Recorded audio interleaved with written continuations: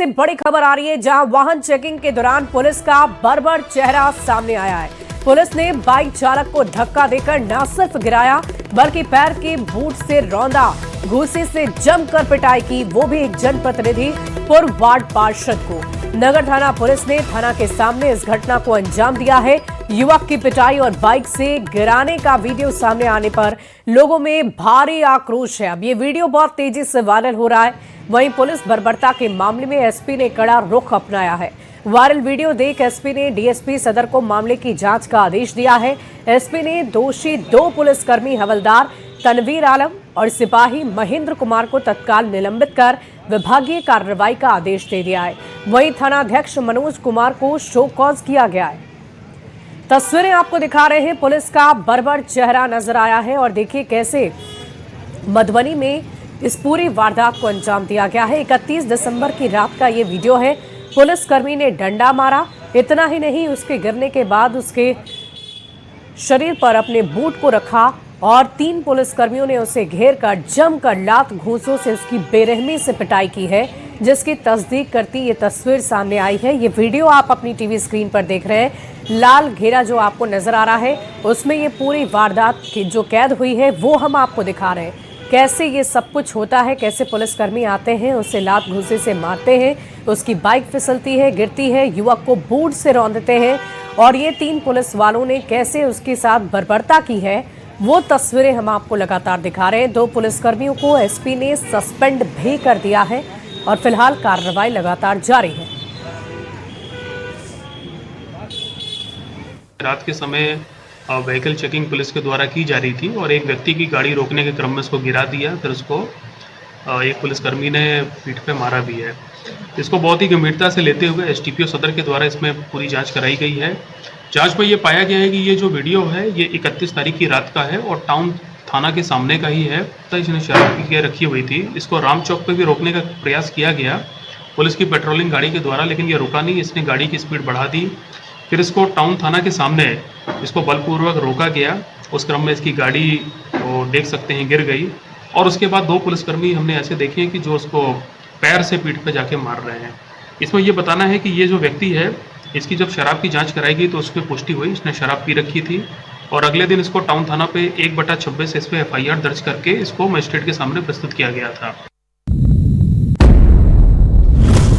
और न्यूज़ 18 ये पूछता है सवाल, पुलिस की गुंडागर्दी पर सुलगते सवाल। गाड़ी जांच के नाम पर पुलिस गुंडागर्दी करेगी क्या? किसी की गाड़ी रोकने का ये कौन सा तरीका है?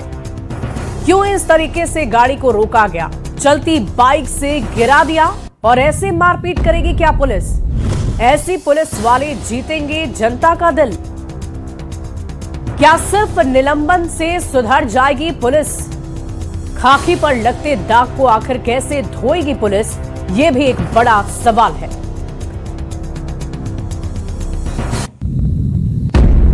बढ़ते आगे, अगली खबर आपको वैशाली से बताएंगे, जहां चोर के घर छापेमारी के दौरान चोरी करने वाले लालगंज के तत्कालीन थानाध्यक्ष संतोष कुमार और दारोगा सुमन झा पर पुलिस ने बड़ी कार्रवाई की है। इस मामले की जांच के लिए पहुंचे तिरहुत रेंज के डीआईजी चंदन कुशवाहा ने घटना में शामिल सभी पुलिसकर्मियों पर प्राथमिकी दर्ज करने का आदेश दिया है। डीआईजी ने यह बताया है कि प्रथम दृष्टया ये मामला सच पाया गया है और आरोपी पुलिस पदाधिकारियों के खिलाफ सबूत भी मिले हैं, जिसके आधार पर ही पहले उन्हें निलंबित किया गया और अब इन पर केस दर्ज किया जा रहा है। डीआईजी ने साफ कह दिया है कि इस घटना में जिन पुलिसकर्मियों की भूमिका होगी उनके खिलाफ सख्त एक्शन लिया जाएगा। अभी प्रथम दृष्टया कुछ पाया गया है, कुछ तथ्य सही पाए गए हैं, इसके कारण प्राथमिकी दर्ज की जा रही है। लोगों पर प्राथमिकी दर्ज? जो भी अभी संबंधित पदाधिकारी कर्मी है जिनकी भूमिका है उस पर अभी प्राथमिकी दर्ज की जा रही है। और देखिए, बिहार में नई सरकार बनने के बाद पहली बार दिल्ली में विशेष बैठक बुलाई गई है। इस बैठक में बिहार में सड़क की परियोजनाओं की समीक्षा केंद्र सरकार के द्वारा किया जाएगा। 19 और 20 जनवरी को केंद्रीय मंत्री नितिन गडकरी बिहार की वैसी योजनाएं जो 100 करोड़ की लागत से ऊपर के हैं उनकी समीक्षा करेंगे। बिहार सरकार के पथ निर्माण मंत्री दिलीप जायसवाल ने कहा है कि इस समीक्षा बैठक से योजनाओं में तेजी आएगी और साथ ही नई परियोजना की सौगात भी मिलेगी। एनडीए की सरकार बनने के बाद अब केंद्र सरकार भी बिहार की योजनाओं की लगातार समीक्षा कर रहा है। और इसी कड़ी में अब केंद्र सरकार ने निर्णय लिया है कि बिहार में जो 100 करोड़ से अधिक की सड़क की जो परियोजनाएं हैं उनकी समीक्षा होगी कि आखिर काम कैसा चल रहा है। हमारे साथ बात करने के लिए पथ निर्माण मंत्री दिलीप जायसवाल हैं। दिलीप जी, एक बड़ी बैठक होने जा रही है जिससे पूरी जो बिहार से सड़क संबंधी जो रिपोर्ट है वो आप लोग केंद्र सरकार को देंगे और उसकी समीक्षा भी होनी है। विकसित राज्य का सपना पूरा करने के लिए किसी भी प्रदेश में कम्युनिकेशन का होना, आवागमन की सुविधा होना बहुत आवश्यक है। और माननीय मुख्यमंत्री महोदय ने स्पष्ट तौर पे ये संदेश दिया था पूरे इलेक्शन में कि हम 1 करोड़ युवाओं को रोजगार देंगे।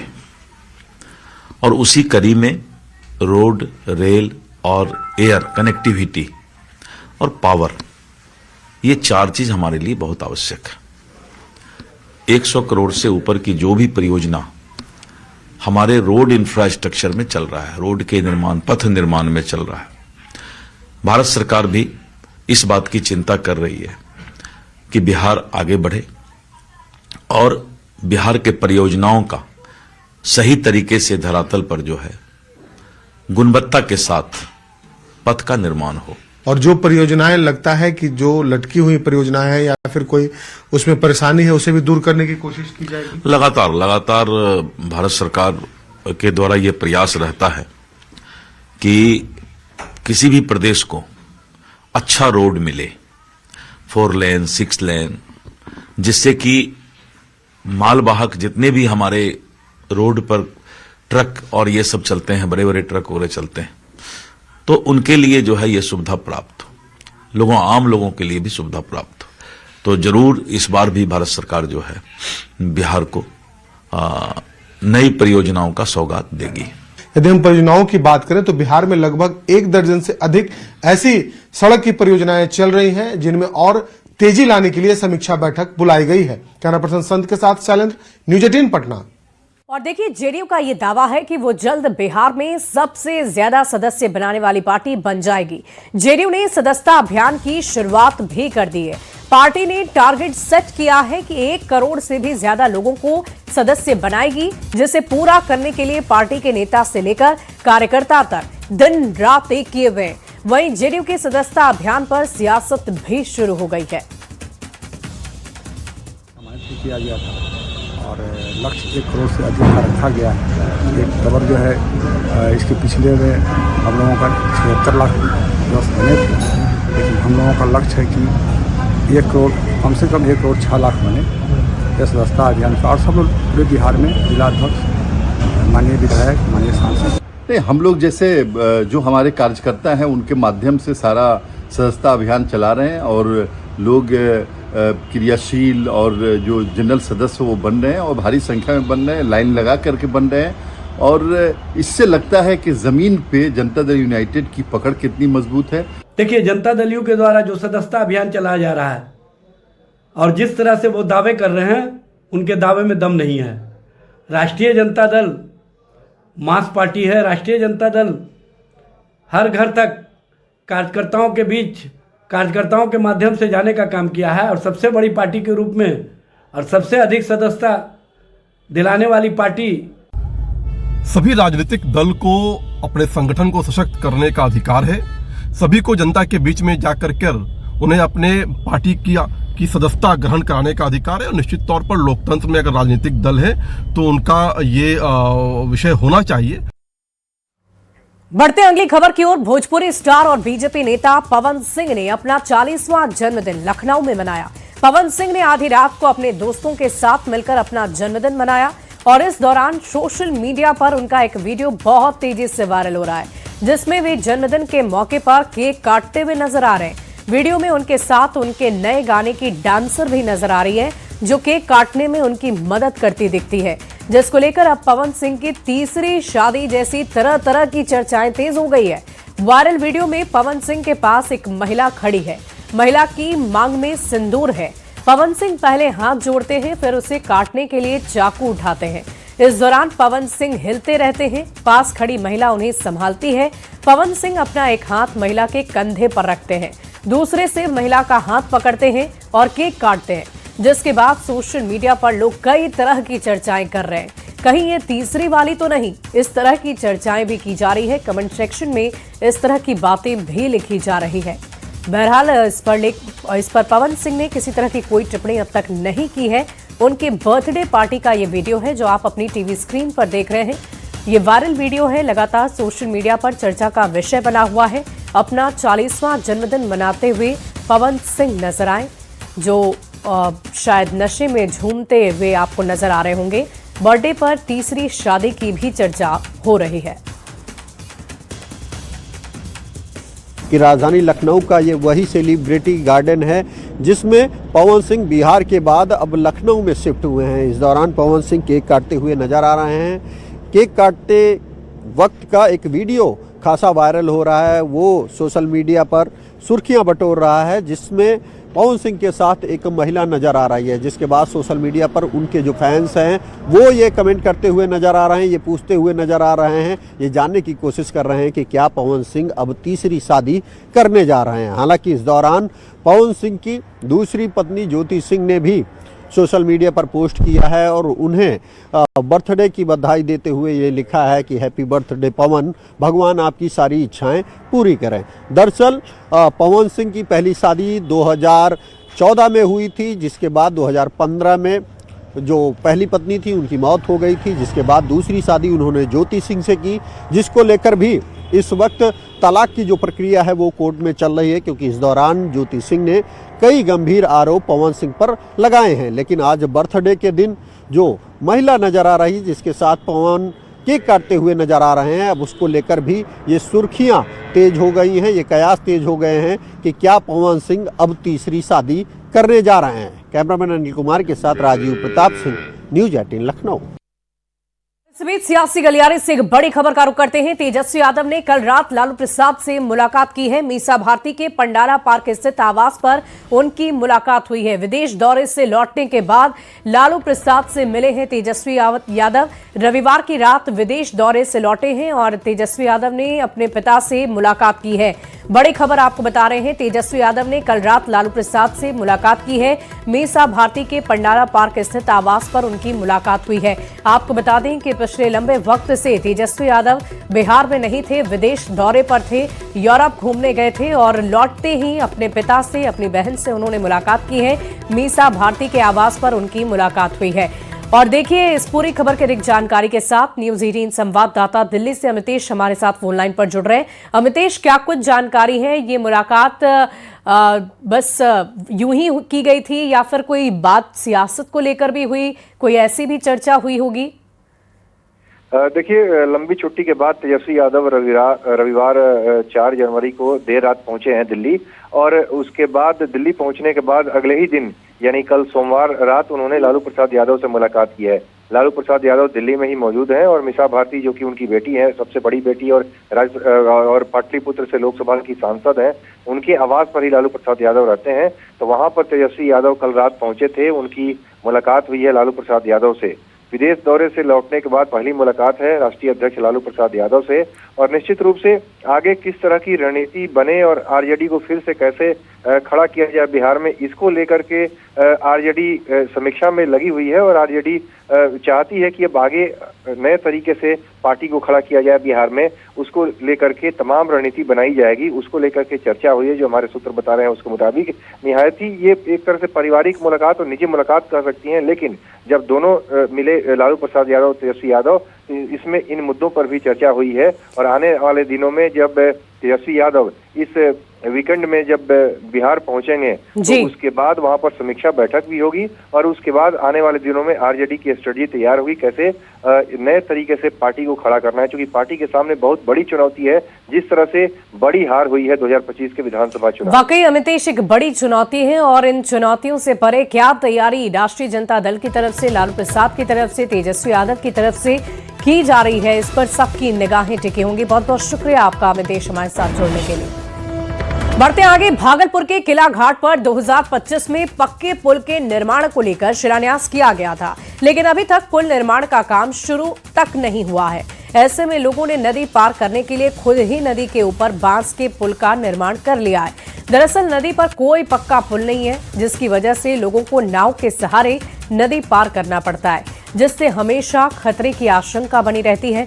हालांकि जब जून 2025 में पक्के पुल के निर्माण के लिए शिलान्यास हुआ था, तब ये लक्ष्य रखा गया था कि 11 करोड़ की लागत से बनने वाला ये पुल 2027 तक पूरा हो जाएगा, जिससे लोग काफी खुश थे। लेकिन जो स्थिति दिख रही है, उससे लोगों को ऐसा लगता है कि पुल अपने तय समय पर नहीं बनेगा। इसलिए लोगों ने नदी पर खुद ही बांस का कच्चा पुल बनाना शुरू कर दिया है। अभी हम हैं भागलपुर के किला घाट में और आप देख सकते हैं कि यहाँ पर जो है ये बांस के पुल का निर्माण किया जा रहा है। लोग चंदा करके जो है इस पुल का निर्माण करवा रहे हैं, क्योंकि उस पार जो है शंकरपुर सहित आधा दर्जन गांव जो है उस पार हैं और यहाँ पर जो है पुल निर्माण को लेकर जो है सरकार की ओर से शिलान्यास भी कराया गया है। 11 करोड़ की लागत से यहाँ पर पुल बनना है, जिसको लेकर छठे महीने में जो है शिलान्यास का कार्यक्रम किया गया था और 2027 तक इसको बन जाना है। लेकिन अभी तक काम शुरू नहीं हुआ है, जिसको लेकर एक बार फिर से लोग जो है यहाँ पर बांस का पुल बनवा रहे हैं। कुछ ग्रामीण हैं यहाँ पर, हम उनसे बात करते हैं। क्या परेशानी है?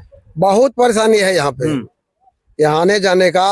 हम लोग को बहुत खुशी हुई कि भाई पुल बनने वाला है, लेकिन हम लोग इंतजार में हैं कि कब क्या हो, शिलान्यास करेंगे, कब शुरू करेंगे।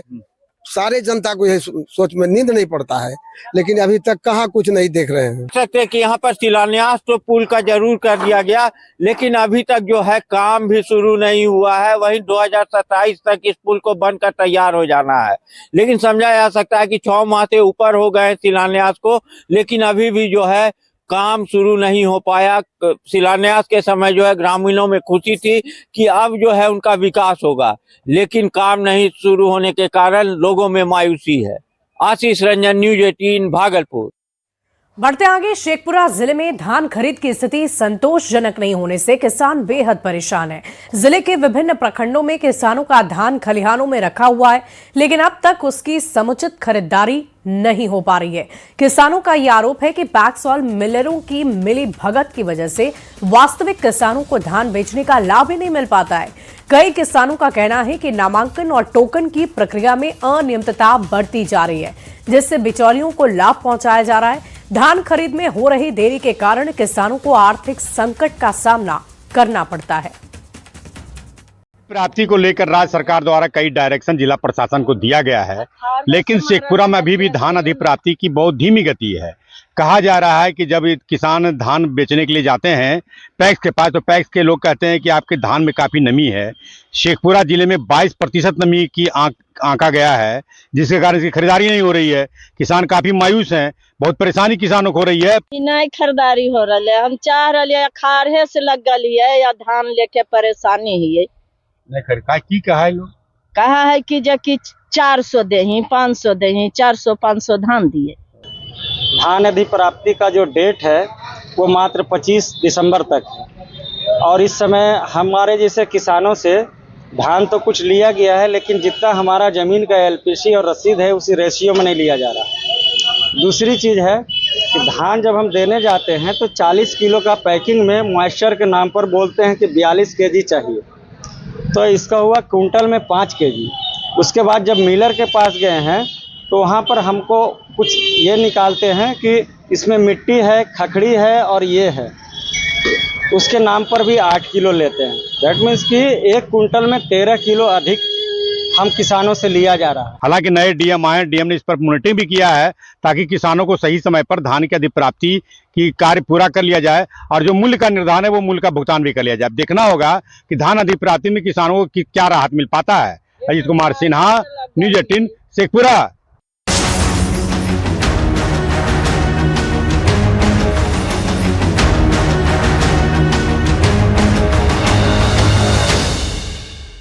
और अब बात कर लेते हैं मौसम के मिजाज की। सीतामढ़ी जिले में भयानक ठंड पड़ रही है। ठंड और हवा के कारण लोग शीतलहर की चपेट में हैं और इसका असर सीतामढ़ी के प्रसिद्ध पुनौरा धाम आने वाले श्रद्धालुओं पर भी पड़ता हुआ नजर आ रहा है। यहाँ आने वाले श्रद्धालुओं की संख्या बेहद कम हो गई है। दूसरी तरफ ठंड को देखते हुए निजी और सरकारी शैक्षणिक संस्थानों को भी बंद रखने के आदेश दिए गए हैं। मौसम विभाग का कहना है कि अभी कुछ दिनों तक ठंड से राहत मिलने की कोई उम्मीद नहीं है।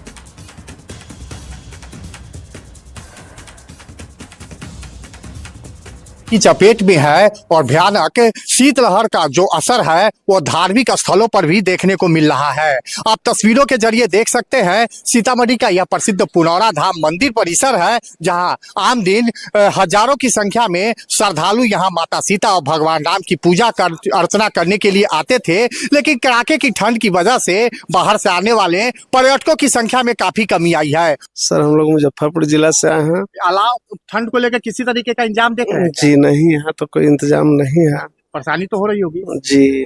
क्या होना चाहिए? नहीं, यहाँ तो प्रशासन की तरफ से व्यवस्था सब होना चाहिए। अलाव का जी। तो आप तस्वीरों के जरिए देख सकते हैं सीतामढ़ी का यह प्रसिद्ध पुनौरा धाम मंदिर परिसर है, जो धार्मिक दृष्टिकोण से काफी महत्वपूर्ण है और कड़ाके की ठंड का असर जो रामायण काल से जुड़े धार्मिक स्थल है उस पर भी देखने को मिल रहा है। और यहाँ पर जो श्रद्धालु है उनके लिए किसी तरीके की कड़ाके की ठंड को लेकर कोई इंतजाम नहीं है। राकेश सज्जन, न्यूज़ 18 सीतामढ़ी। और फिलहाल इस